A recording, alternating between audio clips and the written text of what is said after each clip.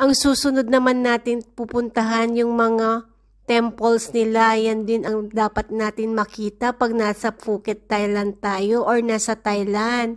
Maganda pag naglalakad para makita mo rin yung mga pamumuhay nila, kung ano yung mga cultures nila.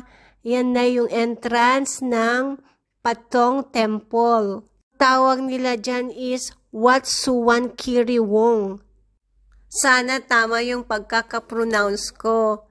So, ayan na yung entrance nila. Ang ganda ng pagkakagawa ng mga temples nila. May mga monks na nakatira dito. Makikita mo daw sila pag maaga kang namasyal dito. Yan ang ganda-ganda.